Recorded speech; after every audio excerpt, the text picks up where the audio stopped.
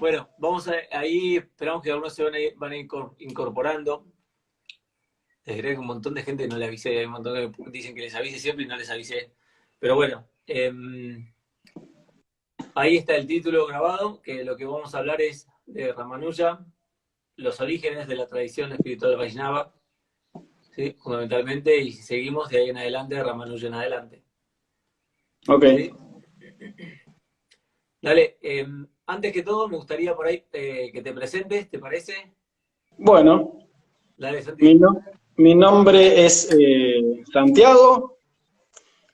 También me llaman Sundar o Sundara Vara, que es mi nombre de iniciado, de iniciación en la tradición Vaishnava. Mi nombre completo en realidad es Sundara Vara Ramanuja Dasan. Después voy a contar un poco más adelante qué significa el Ramanuja Dasan. Eh, bueno, hace Y algunos Sundar, años perdón, que... Santi, ya que te digo, Sundar se escribe Sundar, D-A-R, en sí, síntesis, pero hay algunos, cuando ven Sundar, agarran y dicen Sandar, tipo Sandercat, es Sundar, ya se claro. pronuncia, la U se pronuncia como U en Se sánscrito. pronuncia como U. Sundar, Sundara, depende. En el norte de la India dicen Sundar, porque la A final no la pronuncian. Y en el sur de la India tienden a agregar una N o una M al final del nombre. Entonces, en el sur de Sí. la India es Sundara. Pero Sundara significa bello, hermoso, y Vara significa novio. El nombre es el novio hermoso. Es un nombre de una deidad en el sur de la India. Es el nombre en sánscrito. En tamil, en el área de Tamil Nadu, que se habla el idioma tamil, el nombre es Alagia Manavalam, en tamil. Es el Claro. mismo nombre. Y significa, es como que hace una relación a que yo tengo una conexión de servicio con esa Sí, deidad. y esto viene un poco de, esto es, eso que decís que viene de Tamil, un poco habla de por qué, cuándo fue el punto de encuentro, porque una vez cuando vos venías escribiendo hace tiempo, escribías, y, y nada, y al final nos encontramos y nos cruzamos, como es interesante ver que nada, que vos esto que aprendiste y empezaste a estudiar allá, o fuiste y visitaste allá, que es en la zona del sureste de la India, que es el estado de Tamil Nadu, que cuando vos me dijiste, yo dije, uy, mirá, qué loco, qué particular, porque no, casi nadie va para esa zona, muy poquita gente va Claro. para esa zona de India. Sí, Y es ahí la donde primera voy vez. regularmente, que es lo del Krishnamacharya Yoga Mandira, está en el estado de Tamil Nadu. Claro, yo de hecho, digamos, la práctica de asanas la empecé hace 2 años y la conexión con el Mandiram de Krishnamacharya o la línea de Krishnamacharya fue con vos el año pasado, pero bueno, la primera vez que fui al sur de la India fue en el 2010, Sí. eh, eh, después fui 3 veces más y bueno, en el 2010 conocí a mi maestro ahí en el sur de la India, a mi acharya, con quien empecé una relación con la familia, me quedé en la casa una semana, después fuimos otra vez, nos quedamos 3 semanas y otras 2 veces más que nos quedamos allá. Esto fue medio introductorio, no tanto el, Tuyo. el tema de la charla, pero bueno, un poco introductorio de cuál es mi relación también con Ramanuja y con la Sampradaya, ¿no? Eh, entonces, el título era la tradición espiritual Vaishnava, y cuando dentro del marco del hinduismo hablamos de tradición, vos, Gon, ¿qué palabra se te viene a la mente? Así, tradición espiritual, guru, discípulo, ¿qué se te viene a la mente? No, es una conexión, un linaje y Claro, una un conexión. linaje. Y hay una palabra clave que es parampara. Sampradaya.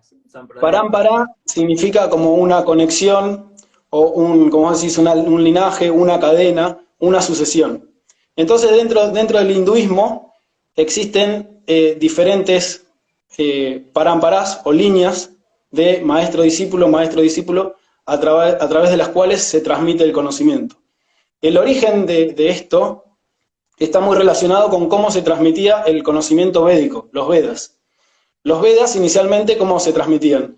Por transmisión oral, ¿no? Entonces, la garantía de que alguien supiese el Veda es que había ido a la casa de un maestro, había tenido una relación con él y lo había aprendido en forma oral, lo había aprendido, había estado años escuchándolo y recitándolo, repitiéndolo, ¿no? De hecho, hay una de las partes de cada uno de los Vedas que se llama Upanishad. Upanishad viene, la palabra es como upa, es cerca, y nishad es sentarse, o sentarse como abajo significa. Entonces, la palabra Upanishad significa que uno se sienta cerca y escucha al maestro, ¿no? Entonces, Claro, que es upa cerca, claro, ni debajo, y ya verdad, como que estás, esa verdad que está cerca, estás como debajo y oculta, esa verdad que está cerca de, claro, y uno para iniciarse tiene que estar como cerca del maestro. claro, porque de hecho, cuando uno lo inician en algunos mantras, es que se recitan en la oreja los mantras, ¿no? El Entonces es como que Upadella, el Upadella. El la Upadella, famosa claro, Upadella, la significa, iniciación. Upadella es muy similar a Upanishad. Upadella es como si fuese instrucción, entonces uno cuando recibe instrucción en un mantra, lo escucha, ¿no? Entonces la tradición védica era de transmitir oralmente de maestro a discípulo y así preservar el conocimiento y asegurar que el conocimiento se transmitía y se mantenía de la misma forma. Porque imagínate, el hijo de mi acharya, de mi maestro, que estudió los Vedas, estudió 12 años en una escuela védica Un para ashram. memorizar, claro, no Vaishnava, porque las escuelas védicas son generales para Vaishnavas y no Vaishnavas, pero estudió 12 años para estudiar un Veda, y se lo sabe todo de memoria. Claro. Son 45 horas más o menos de recitación que se la sabe de memoria. Y aparte se lo sabe, él es Ganapata, Ganapati, digamos, se lo sabe en la métrica Ganapata. Viste que no es corrido, sino que se van alterando el orden de las Sí, palabras. Entonces, es más eh, largo todavía.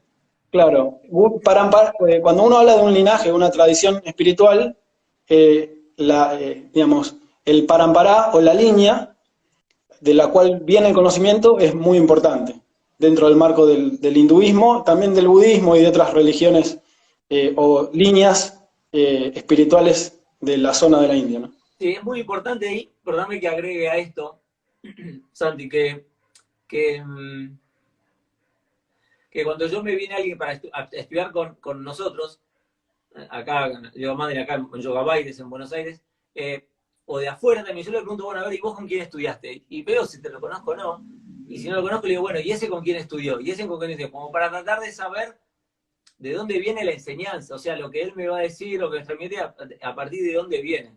Y en muchos Claro, casos ves que no encontrás como un linaje, un parampara que haya realmente, ¿no? Como que por ahí no lo encontrás, pero en otros casos sí. Y cuando hablé con vos, empezamos a compartir cosas y de golpe vos me decías algo que me comentabas en sánscrito, viste, yo no conocía a tu maestro, me comentabas algo, y eso que me contabas, yo ya lo había visto también, lo había yo aprendido también. Entonces, de algún modo lo que vos decías, testeaba y chequeaba el parampara del cual venías, y a su vez coincidía claro, con lo que yo veía, ¿me? Como decís esto, upa cerca, o sea, eh, por ahí dentro de, no sé, de algo de la Bhagavad Gita o de los Yoga Sutras o de algún texto, la gente me da una definición y por ahí esa definición que me da viene del libro.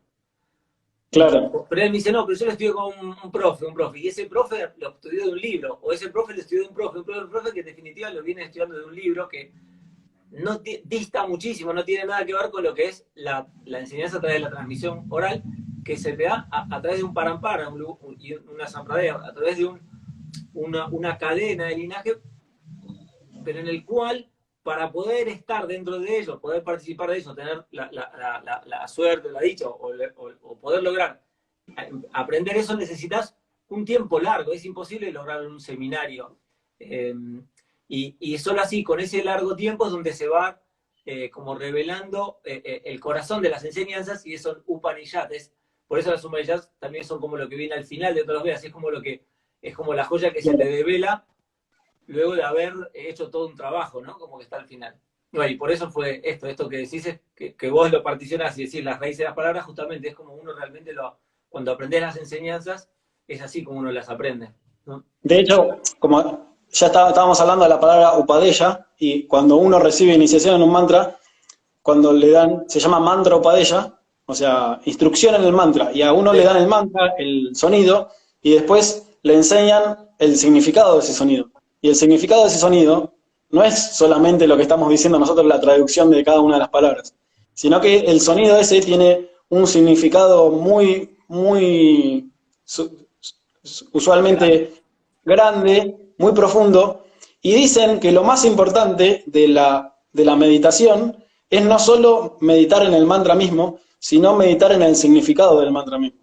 Entonces, cuando a uno lo enseñan, te enseñan, bueno, el mantra y son 2 minutos, ¿no? Menos, porque hasta que uno o sea, lo escucha y lo memoriza, es rápido. Pero después cuando te enseñan el resto, y no es, como decís, no es una sola vez que capaz que te enseñan. Hay gente que está días y días recibiendo el significado de los mantras, ¿no? Entonces, que Sí, recibe. nosotros en un texto lo vemos desde el punto de vista, bueno, para una persona que está como en el camino, por así decirlo, espiritual.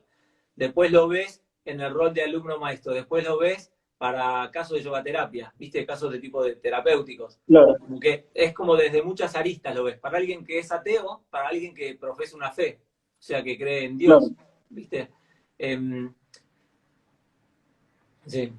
Así que, bueno, entonces, y cuando nos conocimos, que yo un poco también busqué la escuela porque empecé a leer un poco más de yoga y asanas y vi que había una línea que era la de Krishnamacharya que estaba relacionada con el Vaishnavismo, también me sorprendió un montón que un montón de las cosas que yo había aprendido, digamos, no me imaginaba que en una escuela de yoga existía una tradición tan fuerte relacionada con el Vaishnavismo.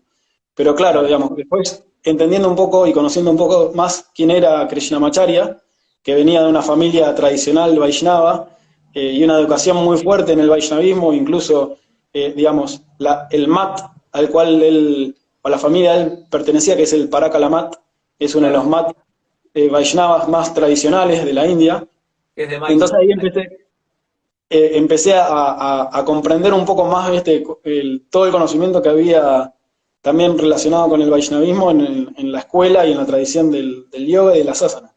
Sí, que también, que más allá de esa conexión que viene como de, no solo viene, o sea, que viene de familia, viene de la sangre ya de su Claro, familia, pero también tiene que ver con su carácter, con su actitud de realmente romperse el traste, por así decirlo, de estar día tras día realmente queriendo estudiar y aprender con ese compromiso y lo mismo pedirle de algún modo lo mismo a todos sus alumnos, todos que lo querían claro, ser alumnos de él, pedirle ese compromiso y de lo mismo son lo que los alumnos de él me pidieron a mí, o sea, como requiere realmente para poder entrar y querer aprender con ellos, como te implica muchas cosas, por eso no es solo como dice el profe de yoga, pará, ¿querés ser profe de yoga? Bueno, pará, y los mantras, las asanas, los nyasas, los gestos, mudras, viste, claro. aplicación de aceite, o sea, ritual, ñaña, o sea, como que hay muchas cosas que realmente son herramientas súper útiles, así como un montón de textos que son herramientas súper útiles para el desarrollo de la persona, tanto a nivel espiritual como a nivel básico de salud. Exactamente. Sí. Mm. Así que bueno, entonces hablábamos del Parampará y dentro del hinduismo existen distintas líneas. Una de esas líneas es la tradición Vaishnava. Básicamente el Vaishnavismo significa que tienen como principal, vamos a decir, Dios o deidad principal o a quien adoran principalmente es a Vishnu, a Narayana o Krishna, ¿no? En muchas tradiciones. Dentro del Vaishnavismo hay 4 líneas más conocidas, que son la línea de 4 acharyas, que son Ramanuja, Madhvacharya, Nimbarkacharya y Vallabhacharya. Ramanuja es uno como de los principales acharyas Vaishnavas. Hay un verso eh, que siempre se canta antes de los rituales, es como una reverencia, que dice Lakshmi Nata Samarambam Nata Yamuna Madhyamam Asmatacharya Paryantan Vande Guru Paramparam. El Vande Guru Paramparam es muy conocido en otros versos, pero dice Lakshmi Nata Samarambam. Lakshmi Nata significa Natas, Señor, y Lakshmi es la diosa de la fortuna, que es considerada la esposa eterna de Narayana. Sama Arambam. Aramba significa el comienzo, ¿no? Entonces dice, la línea empieza desde Lakshminata, desde Narayana. Una vez me explicaban que... O Vishnu sí, para algunos. o Vishnu para algunos, ¿no? Porque para algunos Entonces, que son Vishnu y otros son cada vez más a Narayana, ¿no? claro, pero normalmente son como nombres intercambiables, Claro. Vishnu y Narayana. Exacto. Una vez me explicaban que Lakshminata y Narayana tienen la misma cantidad de sílabas, ¿no? Cuando uno escribe un verso en sánscrito, la métrica, o sea, la cantidad de sílabas que uno elige, no, es importante. Entonces, Lakshminata y Narayana tienen la misma cantidad de sílabas. Con lo cual podría tranquilamente haber dicho el que compuso este verso, que fue un Vaishnava muy, muy importante en la línea, podría haber dicho Narayana, pero no dijo Narayana, dijo Lakshminata. ¿Por qué? Porque Lakshmi tiene una posición muy importante en la línea Vaishnava. Incluso, viste, acá en Argentina, bueno, ahora no se estila decir tanto, pero por ejemplo, la señora de tal, o las mujeres se cambiaron el apellido a de tal, en este caso es como que la referencia no es el varón, sino que es, o sea, es el esposo de, dice, de Lakshmi. Entonces, empieza por Lakshmi y por Narayana, el señor de Lakshmi, y continúa por Lakshmi, y después dice Nata Yamuna Madhyamam. En el medio están Nata Muni y Yamuna, que es Yamuna Charya, otro Charya. Nata Yamuna Madhyamam. Asmata Charya Parantam, mi guru continúa, Vande Guru Paramparam, en la línea de sucesión discipular. Entonces, ese verso describe como las principales personalidades del Parampara. Eran Narayana, en relación con Lakshmi, Nata Muni, Yamuna y Asmatacharya, en este verso significaba Ramanuja, porque el que compuso este verso era un discípulo de Ramanuja. Pero hoy en día es como que cada uno lo hace en referencia a su propio guru, ¿no? Que viene de la línea del Parampara. Entonces, Nata Muni, que fue una persona, un Vaishnava que vivió más o menos, nació en el año 850 aproximadamente. Las fechas no son tan exactas en el hinduismo porque, digamos, se usan otros calendarios, y tampoco en la historia del hinduismo no han sido tan prolijos en elaborar la historia, digamos, como los romanos, los griegos, desde nuestro punto de vista no han sido tan prolijos, pero más o menos en el año 850, 900, Nata Muni era un devoto que había estudiado los Vedas, había estudiado sánscrito, y hacía la adoración en un templo. Entonces una vez estaba con su padre viajando, y escuchó unos versos, venían unos devotos que venían de visita, y estaban cantando unos versos, pero no eran en sánscrito, eran en tamil. Eran en el idioma regional. Tamil es el idioma, digamos, de la gente, del pueblo, vamos a decirlo. La ¿no? lengua del Y sánscrito el idioma brahmínico, digamos, de los sacerdotes. Pero la gente no habla sánscrito, digamos. Solamente los brahmanes hablan sánscrito. Entonces el idioma del Tamil. Y estaba cantando unos versos muy lindos que le gustaron mucho. Eran 10 versos. Y que describían como la dulzura de Narayana, ¿no? Lo atractivo que era Narayana para ellos. Y entonces le preguntó, bueno, porque uno de los versos decía, son los 10 versos de los 1000 totales que contiene este libro, ¿no? Entonces le preguntó, ¿y los otros 990 cuáles son? No, solo conocemos estos 10, le respondieron, ¿no? Entonces él se quedó en la mente, le quedaron grabados esos versos, y se quedó con el deseo de conocer los otros 990. Entonces, uno de los versos que cantaban era en tamil, hacía reverencia a un lugar que se llama, era como Kurukur, Shatako, Pansonna, Kurukur hacía lugar a un lugar, y Yatagopan un nombre de una persona. Entonces dice, esto está hablando de un lugar que se llama Tirukurukur, que es ahí en Tamil Nadu. ¿Por qué no voy hasta allá a ver si alguien conoce los otros versos, ¿no? Y Entonces fue a Tirucurucur y empezó a preguntar, ¿no? Que si alguien conocía esos versos. Y le decían que no los conocían, pero alguien le dijo, una persona le dijo que conocía otros 11 versos de un discípulo de ese Yatagopan. Dice, yo conozco 11 versos de, de un discípulo de ese Yatagopan, que dicen que si uno los canta 12.000 veces, recibe la bendición de Yatagopan, ¿no? Entonces le dijeron, tenés que ir a un árbol, a este árbol, sentarte en este árbol y meditar en esos versos. Le enseñaron los 11 versos y estuvo ahí cantándolo 12.000 veces, ¿no? Repitiendo. ¿Árbol de tamarindo? No. Un árbol de tamarindo, sí.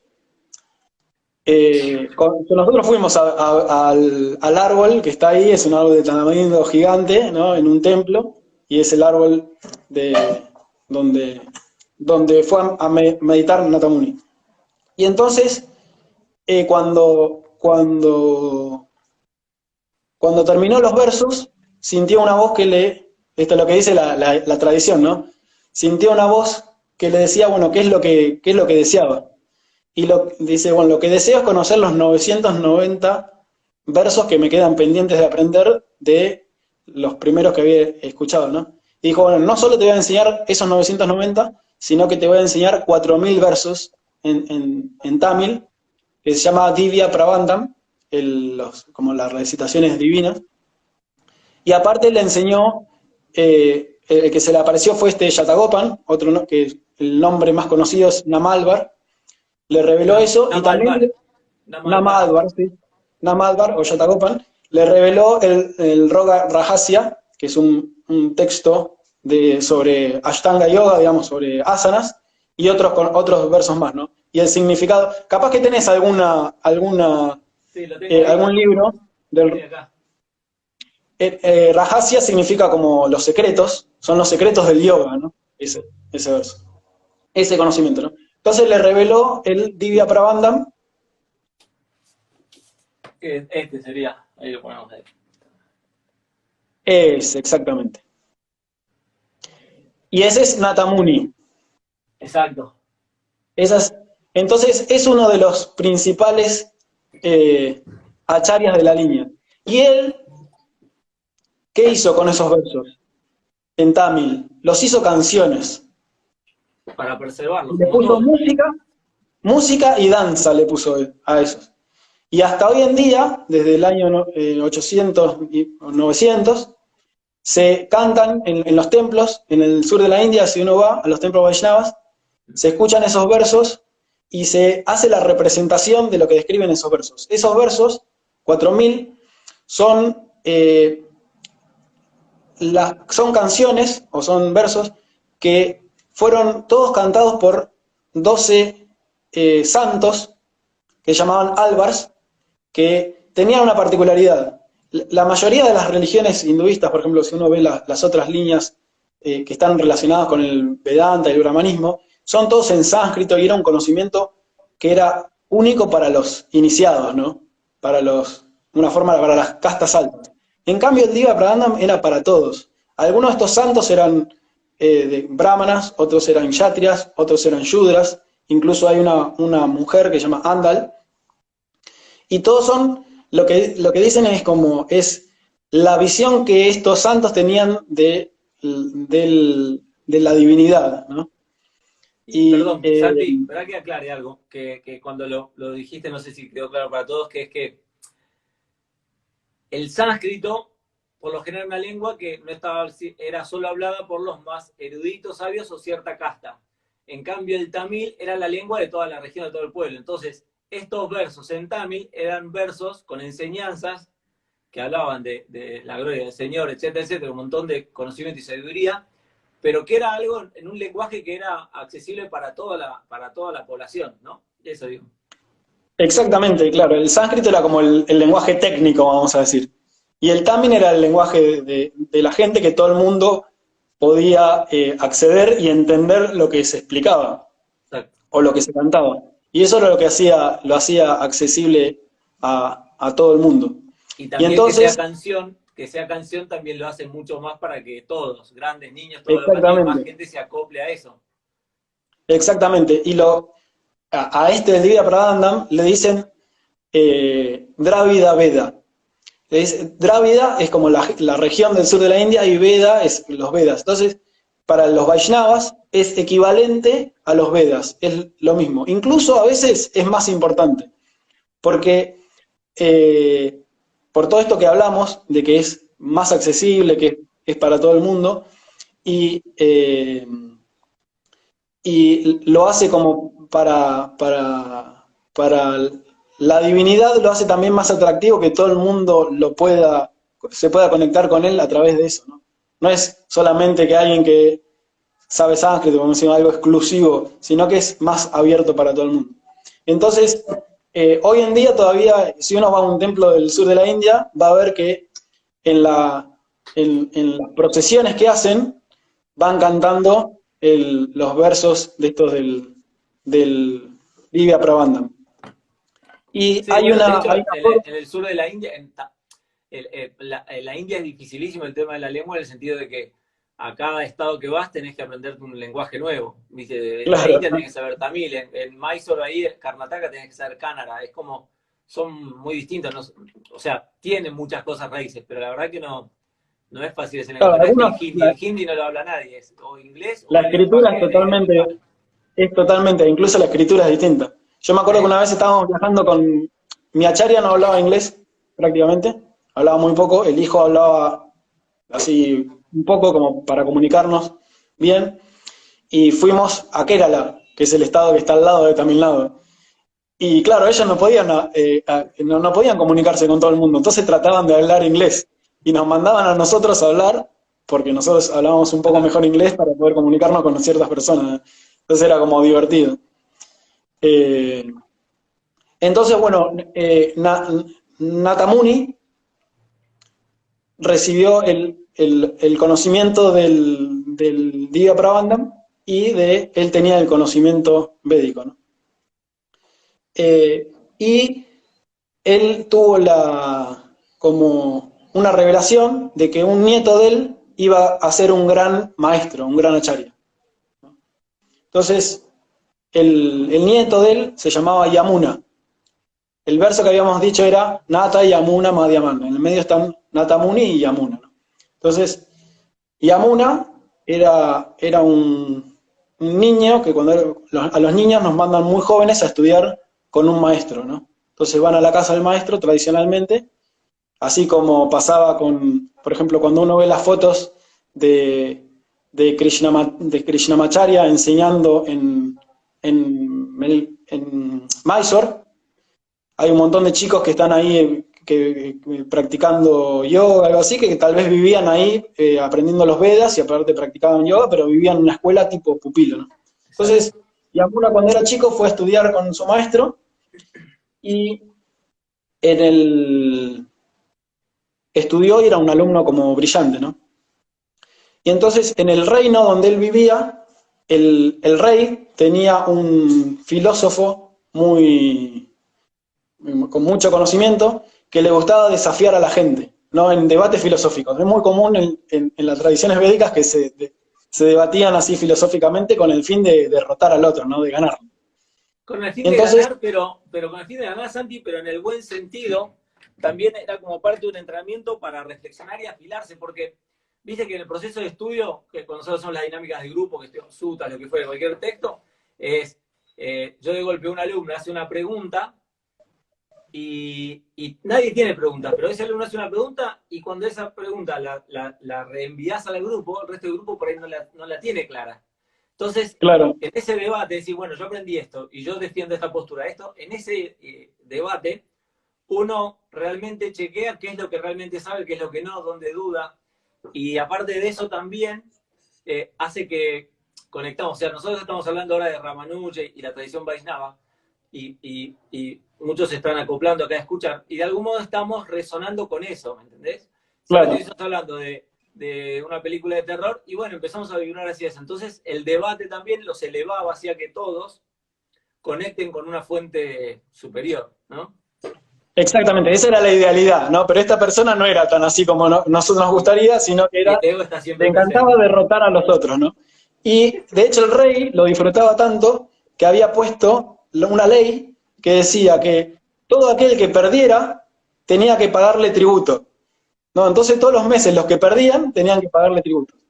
Y el maestro de Yamuna había perdido con esta persona. Y era muy pobre y dice que durante 2 años estuvo sin pagarle, ¿no? Y entonces un día fueron los alumnos de eh, iban a cobrar el impuesto, ¿no? Y entonces fueron al lugar donde vivía y le dijeron, bueno, el lugar estaba vacío y solo había quedado Yamuna, ¿no? Había quedado solito ahí, con 12 años. Dice, bueno, ¿dónde está tu maestro? Le dicen. Eh, en este momento él salió. ¿Quiénes son ustedes? ¿No? Bien, le pregunta porque dicen que era muy amable, muy ameno. Y le dice, ¿cómo no sabes quiénes somos nosotros? Nosotros somos los discípulos del maestro que derrotó a tu maestro y a todos los eruditos del reino. Si no nos conoces a nosotros, no sé qué clase de personas sos ni qué clase de persona es tu maestro, ¿no? Y él le dice, bueno, yo no los conozco, ni a ustedes ni a su maestro, pero si ustedes tienen esa actitud y ese ego tan grande, su maestro evidentemente no debe ser muy bueno, ¿no? Enseñándoles, porque si les enseña a tener esa actitud con otras personas, no es bueno. Bueno, dice, ¿cómo te atreves a desafiarnos así? ¿Quién sos? Dice, yo soy el peor o el más tonto de los alumnos de mi maestro, pero lo quiero desafiar al maestro de ustedes, a Ikai, a un debate, a ver si se anima a debatir conmigo. Y ellos se enojaron tanto que dicen, ni pensaron en reírse, en dejarlo, sino que se fueron al maestro, ¿no? Y le dijeron, hay un nene de 12 años que te quiere desafiar a debatir a vos. Y el maestro se lo tomó medio a la broma y dijo, bueno, voy a aceptar el desafío. Entonces mandaron a los mensajeros del rey a, a, a buscar al niño, y el niño dijo, no, yo si voy a ir a debatir delante del rey con el erudito del rey, quiero que me venga a buscar una comitiva con palanquín y soldados para que me escolte hasta el palacio y ir con la, ¿cómo se dice? Con la importancia que se merece alguien que va a debatir, ¿no? Con el Entonces los séquito. mensajeros volvieron y le dijeron al rey que decía eso, ¿viste? Y, y bueno, dijo, está bien, tiene razón, digamos, es lógico lo que pide. Entonces lo mandaron con soldados y un palanquín. Y lo llevaron en palanquín al niño.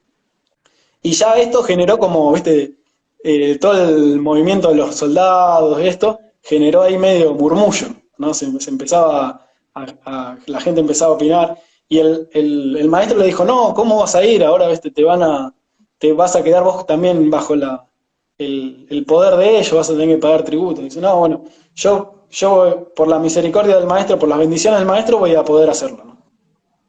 Entonces fue, y cuando llegó, el rey se empezó a reír, ¿no? Este nene, ¿no? Este niño, ¿qué va a hacer? Digamos? El, mi erudito lo va a aplastar, va a jugar un poquito como si fuese un gato con un ratón, y después lo va a aplastar. Y la reina, en cambio, dijo, no, digamos, para mí, yo le tengo fe, dijo, ¿no? Entonces, dijo, bueno, si le tenés tanta fe, le dice el rey, hagamos una apuesta. Bueno, dice la reina, yo voy a hacer una apuesta. Si el niño pierde, yo me voy a volver la sirvienta de tu sirvienta. Pero vos también, dice, jugate algo, ¿no? Le dijo el rey. Dijo, bueno, el rey dijo, bueno, yo si pierde, le voy a dar la mitad del reino a Yamuna. Ok. Entonces, se juntaron todos los brahmanas que habían perdido con el erudito estaban a favor de Yamuna. Todos a hinchar. Claro, todos estaban, digamos, esperando que lo derrote. Y entonces, el erudito le ponía algunas preguntas así sencillas en sánscrito para ver qué sabía, y el niño las contestaba todas. Y le dijo, bueno, si juzgás a una persona por el tamaño, va a venir un búfalo y va a ser más erudito que vos. No me juzgue por mi tamaño. Ok, le dijo. Te voy a dar la, te voy a dar la oportunidad de decir tres como oraciones, ¿no? Y yo la voy a refutar cada una de ellas. Ok, dijo Yamuna. Voy a decir la primera. La primera es que tu madre no puede tener hijos. La segunda es que el rey es una persona pecadora e injusta. Y la, eh, y la tercera es que que es justo y que es un santo el rey. Y la tercera es que la reina es muy casta, ¿no? Entonces cuando dijo esas tres cosas dice, bueno, yo no puedo decir que mi madre no puede tener hijos porque yo soy el hijo de mi madre, ¿no? Yo no puedo decir que el rey no es justo y que no es un santo porque estoy delante del rey, me van a matar acá delante mío. Y menos voy a decir que la esposa no es una mujer casta, ¿no? Y dice, no, bueno, no puedo refutar, pero es como que estás haciendo trampa, porque lo que estás diciendo no se puede negar, digamos. Si vos lo decís y vos lo negás, te van a matar a vos también. Y ahí se armó un debate, ¿no? Algunos decían, no, ganó Yamuna, no, ganó, o perdió, ganó, perdió. Entonces dijo, bueno, paren, yo las voy a refutar, ¿no? Entonces todos se quedaron mirando a ver qué decir, y bueno, dice, tu madre tiene un solo hijo, que sos vos. Pero en el Mano Samhita, en las escrituras de los deberes, del Dharma, se dice que una persona que tiene un solo hijo es igual a una persona que no tiene hijos. Entonces tu madre no tiene hijos. Es lo mismo. Ante la ley, ante el Dharma, tu madre es como si no tuviese hijos. Exacto. Ok. La segunda, en el Mano Samhita también se dice que el rey comparte un porcentaje del pecado o de los pecados o de las actividades de los ciudadanos, porque es responsable.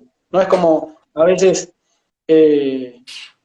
cuando hay un ministro que es corrupto, el presidente se ve manchado por eso, ¿no? Entonces, en las escrituras pasa lo mismo con los ministros y con la gente en general, dicen. Comparte parte del karma de la población. Entonces, dice, en nuestro reino, si bien hay mucha paz y tranquilidad, hay personas que no son del todo honestas y hacen actividades que no son correctas, ¿no? Entonces, el rey comparte eso.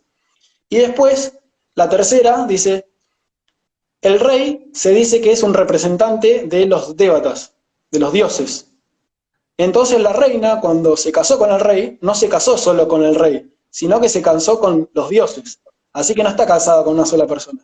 Entonces no se puede decir que es una persona 100% casta.